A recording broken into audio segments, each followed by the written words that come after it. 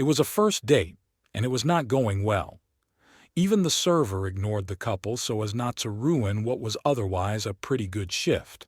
She was pure Burberry Becky. He wore creased blue jeans with a red and black checked collared shirt beneath a gray houndstooth wool vest. It was an odd clash of prep school and the great outdoors. He picked the shirt because it was the only clean collared shirt he owned, and the vest was how he'd dressed up since 1998. With his large black glasses, big ears, and bald head, she described him later as a Mr. Potato Head crossed with the cast of Dead Poets Society and a lumberjack. She squirmed in her seat. She'd asked him about his job to break the tension, and she regretted it. He prattled, the Russian historian V.A. Smetanin, but the title isn't in the OED or other dictionaries, so you could call me an epistolologist or epistolographer, but these are terms mostly used by academics. She cut him off mid-sentence by rising from her seat. Bag in hand, she declared, "I need tampons," and walked away. Even after the waiter dropped the check, he sat there for half an hour, wondering if she might return. Jacob Grinter was 35 years old. As mentioned, he worked as an epistolologist, a tiny academic field. He spent his days wearing gloves and padding through archives while studying and understanding historical letters. Jacob loved the fact that, for most of human history, the world ran on letters. A letter was words held together with grammar and coded with intention. The magic was that this kept two or more brains connected no matter the distance. There were letters from religious leaders designed to encourage and lead. Letters between lovers that held poetry and lewd imagery. Family missives expressing deathbed regrets. Letters took time to compose and effort to write. Jacob described handwriting as closer to speech than typing. But even then, a typewriter could convey more tone than an email. Intention seemed more apparent in a letter.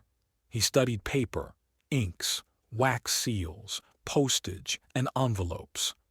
At a lecture last year, he described a letter as holding a piece of a body. He'd once had a person in his life. He wrote her letters. She gave him greeting cards. Their relationship ended when he told her he felt she didn't care for him anymore. He'd confronted her with, "I can't make you love me." She replied, "I can't make me love you either." After 3 years of cocooning and work, he finally felt ready to date. Though reluctant, he relented and joined the apps. One phrase that tripped him up on many profiles was, "not looking for a pen pal." That was Jacob's dream. He tried to analyze where this last date had gone wrong. He even went out and bought a box of tampons. Ever an academic, he wanted to understand what it felt like to buy something so intimate. What kind of choices would he have to make when purchasing? It was better to face collateral embarrassment when the stakes were low. He also thought it'd be good to have them on hand just in case. He wouldn't give up but wouldn't return to the field unprepared. At the end of this week, he would separate himself from dating for a while. He'd be out of town in South Dakota for work. He'd been called to examine an unusual find. In the 40s, the U.S. government decided it needed underground bunkers. South Dakota seemed the perfect place, yet the apocalypse took its sweet time. The space went from emergency plan to useless storage. Better options were built. These archaic cement holes were to be sold to a developer catering to doomsday preppers. As the government did a walkthrough of the bunkers, they found stockpiles of expired ammunition, rations, reams of canvas, and even a tank. Yet, the most unexpected find was a stockpile of antique letterboxes. Popular during the Victorian era, letterboxes were a cross between a briefcase and a desk. Usually owned by male professionals, Jacob described them as the original BlackBerry to a high school tour at his museum. He was greeted with confused silence. This was a little outside Jacob's area of expertise. He specialized in letters, not the boxes they came from. But these boxes were full of completed letters and not just blank stationery. The government called in an expert, Jacob Grinter. It was his job to catalog the collection over the next few weeks. He was responsible for a complete count, but the number of boxes was estimated in the hundreds. Only a couple of boxes had been opened, each containing around 4 dozen letters. The first box he examined had letters from Army Colonel Henry Larcom Abbott. These letters were all about engineering. Dry and to the point, these letters were a distillate of practical information. There was no color to the writing. It was mission-focused. The most interesting thing was his use of the word honorificabilitudinitatibus. It was a Shakespearean word meaning the state of being able to achieve honors.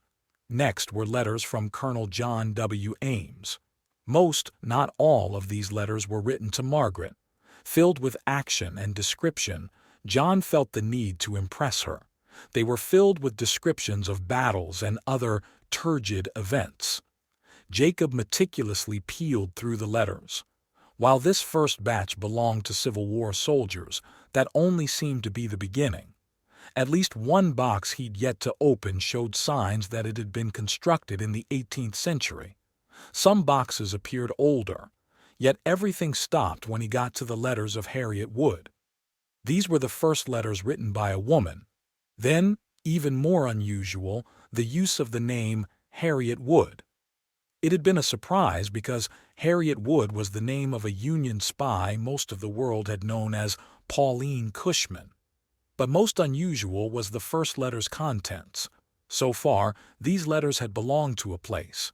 They had context baked into them. This letter was romantic and florid. It was poetic.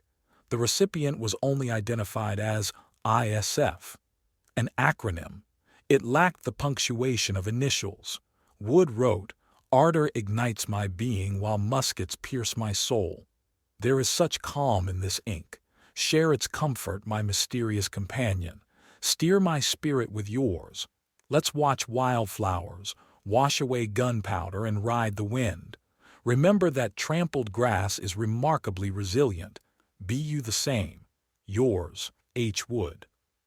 Jacob always tried putting himself in the author's shoes when studying letters. He attempted to contextualize the author's words. Where was the letter written? What was the weather? If there was a date, what was the news of the day? That seemed impossible with these letters. He sat in a metal folding chair at a pop-up table with a legal pad. He copied Harriet's letter word for word to study it. Was this a coded letter from a spy? As a lark, he decided to write back on his pad. "Harriet, while we've never met, I'm warmed by your language. Thank you for writing. I hope the war doesn't snuff out your flame. Be as resilient as grass." He turned the idea of resilient grass over in his head. It was very poetic, very Walt Whitman. He added a postscript, "P.S. I'll buy a copy of Leaves of Grass for your return." He liked the idea of Harriet wanting a pen pal. He genuinely wished he could buy her this book, but it would have been hard to come by then. He delicately opened the following letter in her stack. The first sentence grabbed him. ISF. That you would buy me a book, any book, shows that you care, and the fact that you'd share it with me brings me solace.